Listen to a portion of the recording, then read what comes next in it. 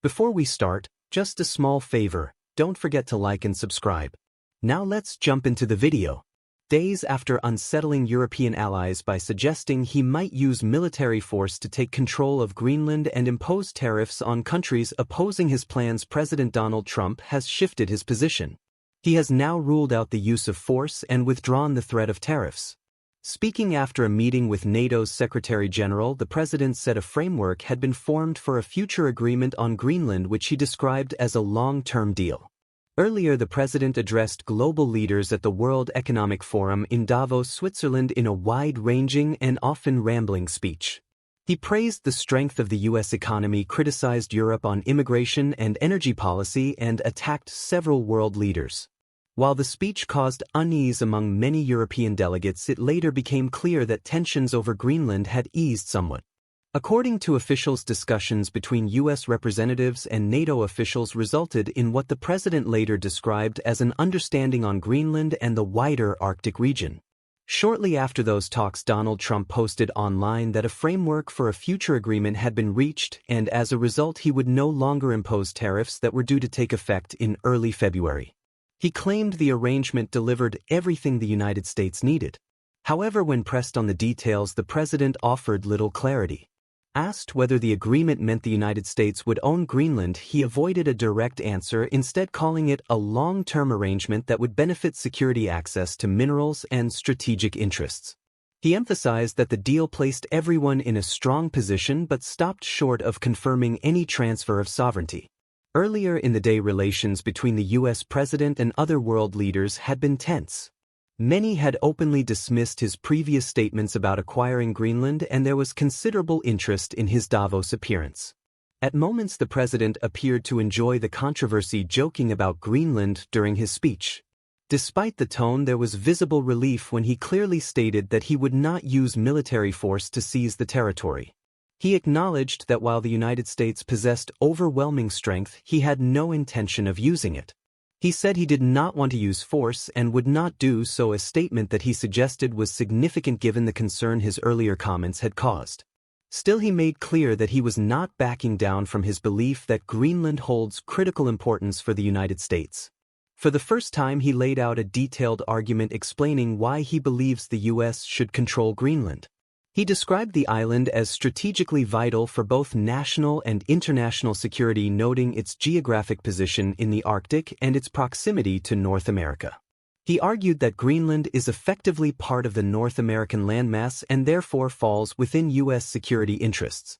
The president repeated his desire to negotiate the acquisition of Greenland, stating that the United States has historically acquired territories and that European nations have done the same. He rejected the idea that such actions were inappropriate and insisted that negotiations should begin immediately. His remarks were accompanied by familiar grievances. He complained that Denmark had failed to show sufficient gratitude for the U.S. role in defending Greenland during the Second World War. He argued that the United States spends too much defending its allies and questioned whether other NATO members would come to America's aid if needed. He even suggested that the U.S. should never have returned Greenland after the war. The president also responded sharply to criticism from other leaders attending the summit. He singled out Canada, claiming the country benefits significantly from U.S. protection while failing to show appreciation.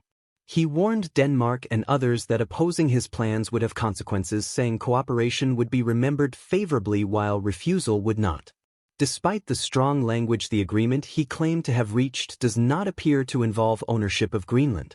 After the speech, when asked directly whether the deal meant American ownership, he described it instead as an infinite and permanent lease, language that raised further questions. Observers noted that just hours earlier the president had argued ownership was necessary for effective defense, dismissing the idea of leases or licenses. This apparent contradiction has left uncertainty over whether he can truly claim victory or whether the agreement represents a climb down from his earlier demands. Reactions in Davos were mixed. Some European leaders expressed relief but remained wary. One senior figure said there was a sense of calm for now but uncertainty about what the president might say next. The atmosphere around the summit was tense, with high security and intense diplomatic activity. Some American figures described the shift as a pivot while others criticized the president's tone. A senior Republican senator publicly stated that Congress would not support the acquisition of Greenland. Others emphasized the importance of the NATO alliance and argued the president's rhetoric risked undermining trust. European reactions were muted. Many acknowledged that the crisis had de-escalated but said it had changed how Europe views its relationship with the United States. Trust had been damaged particularly because the president had threatened the sovereignty of a NATO ally. European officials also concluded that a firmer stance, including the threat of economic retaliation, had played a role in pushing the U.S. to soften its position.